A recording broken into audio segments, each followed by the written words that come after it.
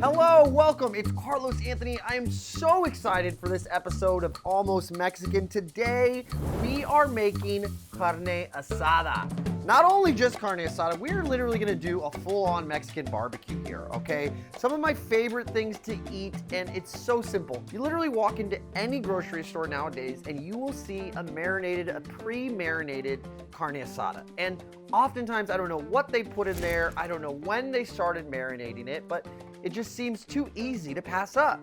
So what I want to do today is show you how to make your own carne asada and all of the fixings to make yourself your own Mexican barbecue. Let's jump right into it. I've got the grill ripping today. I am getting this thing as hot as possible. So I've got him on full blast. Let's talk about what meat to choose first when dealing with carne asada. You want a flat cut of meat. This is like your flank steak, your skirt steak. This is gonna impart a lot of flavor and caramelization without it being too thick and heavy. So I've got flank steak here. So many people want to rub their carne asada with 150 different ingredients. You know, they want to put soy sauce and Coca-Cola and all of these different things. And I'm here to tell you that ain't it, okay? I grew up eating carne asada and we did it very, very simply. So I'm gonna show you how I did it. First thing is salt. Salt is so important whenever you're dealing with any kind of protein. And what I find is best is to really over season it. It's gonna be real nice and seasoned. I'm gonna take some chili powder. It's very simple. It's chili powder, it's cumin, and a little bit of oregano. And that's it, okay?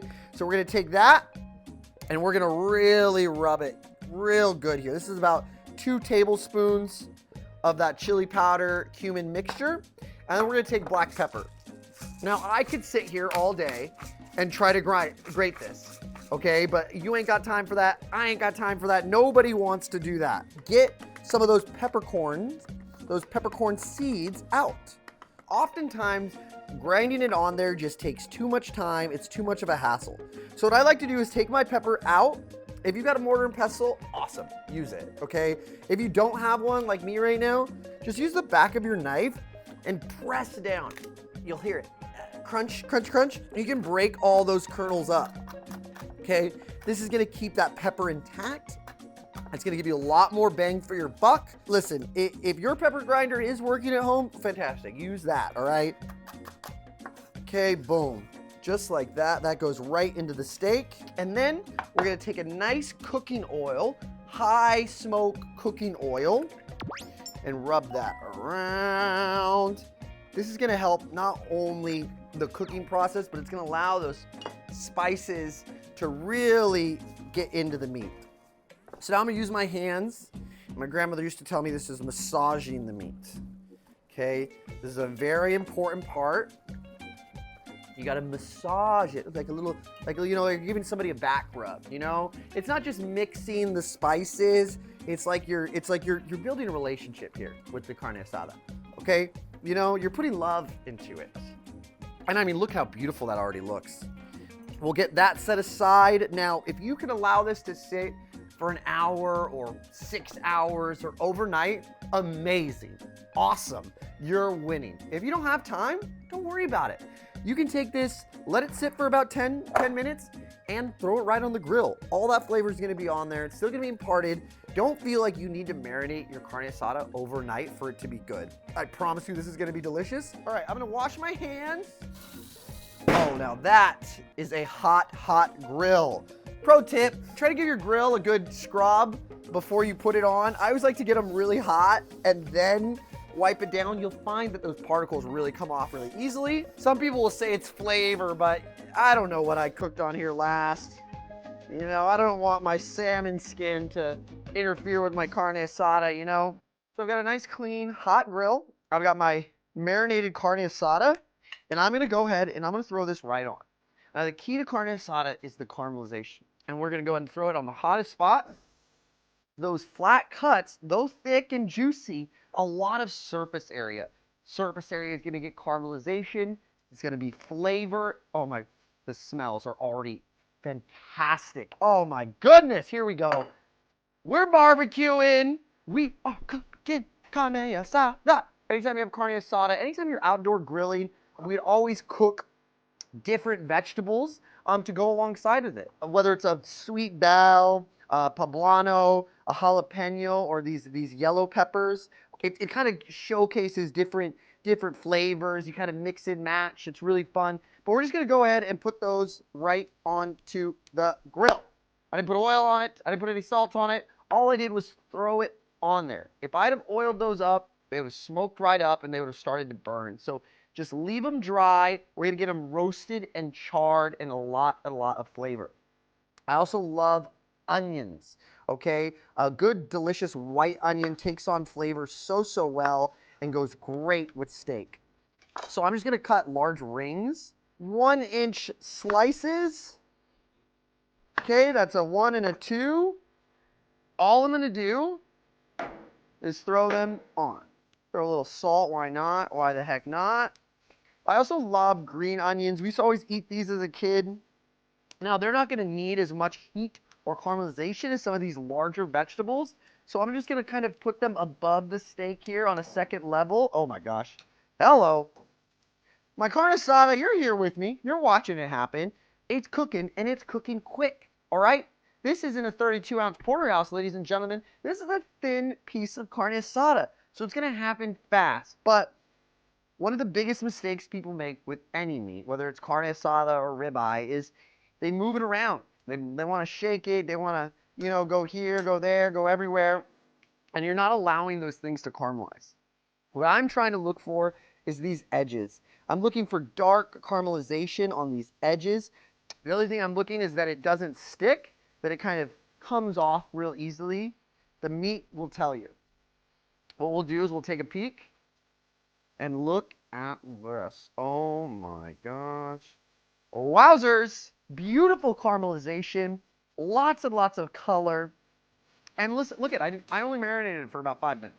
So that whole notion of waiting overnight, if you're hungry, just go for it. So we're gonna let these vegetables get real nice and hot. This is what you're looking for with the peppers. You want them to kind of blister and get real charred. Those onions I'm not gonna touch for a while. And then we can work on some of our accoutrements. All right, I just got some tortillas from the store. Remember guys, this is almost Mexican. Don't come at me for the Mission tortillas. They're delicious and they were easily available. I've got some guacamole I made earlier, salsa rojo right there. We're gonna make a little platter. The other thing I love to eat with any grilled meat is radish. Grandma used to always make some fresh radishes. I say make, but she would just cut them up and put a little olive oil and salt. So we'll just cut these in half. They're rinsed. What we'll do is we'll put them on our little platter. How wonderful. A little bit of salt. You'll notice that a good grill cook never worries too much about their grill. You want to let these things go. And if I was over it, watching it too much, then you're not allowing these things to cook. Let it go. We're going to cook that flank steak for at least 10 minutes.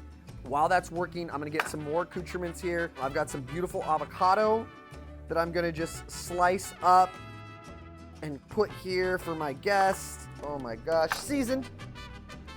All right, look at our peppers are starting to get gorgeous color on them. Once you start to see this like beautiful color throughout the pepper, you can feel free to put it on the second level. That pepper's done. That pepper's done. She's happy. These American bell peppers take some time, I guess. I don't know. My jalapeno's looking absolutely scrumptious. You'll notice I haven't even touched those onions yet. I'm really letting those things caramelize. Look at those green onions, absolutely gorgeous. Oh my gosh. Oh my goodness. Let's cut some lime. Love a little lime with my steak. We love accoutrements. I'm gonna take the green onions off that cook very quickly. Look at how beautiful those are. I don't cut the bottoms off. I don't trim them at all. I just leave them kind of as gorgeous as they are. We'll put that onto our board here. Okay, we'll take some of our hot peppers. Okay, we've got jalapenos. We've got yellow peppers. We've got pasillas. Okay, different varieties of heat. All right, and low maintenance, guys. I'm not taking the seeds out. I'm not taking off the stem. I'm not peeling that skin off. We'll get some tortillas going. Oh, look at that. Our onions are nice and off. Oh, wow. Beautiful. Caramelization, flavor.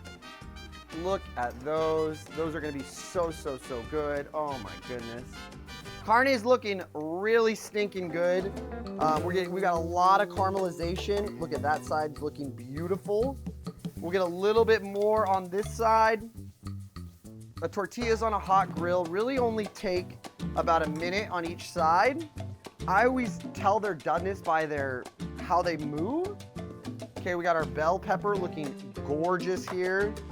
We can take the seeds off of this one. I don't take the skins off or anything. I just kind of chop it up. We'll put this over here with my peppers. We've got our tortillas looking so scrumdiddlyumptious. This carne asada is looking good. That's looking about as done as can be. We'll set her up there. But look at these onions, look so, so beautiful. Look at how easy this was, huh? I have a lot of fond memories of having barbecues with my family, eating things like this with my tias and my tios, all of my cousins, and just remember absolutely loving every second of it. I gotta save room for the meat, boys. I gotta save room for the meat. We'll take our carne. Look at how good this looks. I mean, heck, guys. Now, a good chef might tell you, let that bad boy rest for a little while. Let those juices really come together. But, you know, if you're hungry, like, let's just cut a slice. Let's see how we're doing here. Oh, my stinking gosh. Oh, my goodness. Oh, golly. I mean, you got mixed up. This is so freaking good. You too can make this.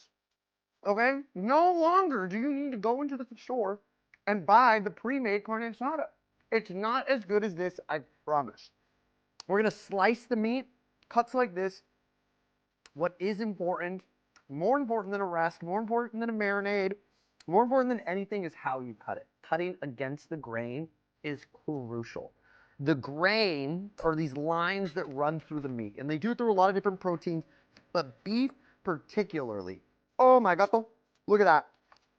That's what I love to see. A nice medium, mid-well, still juicy, still pink, but not all the way cooked through. But I mean, we really focused on that caramelization.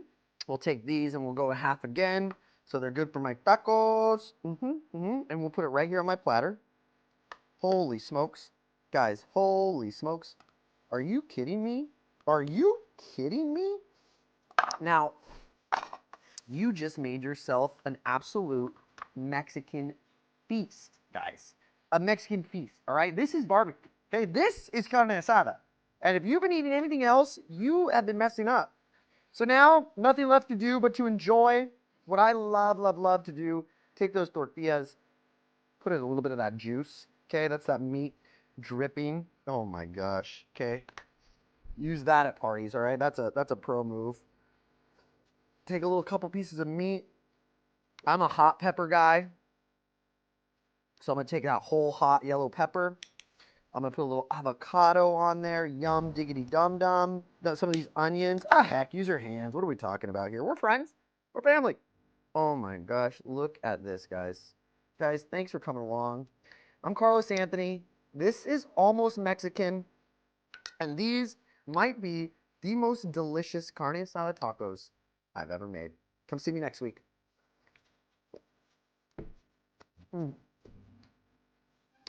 Oh. Oh my.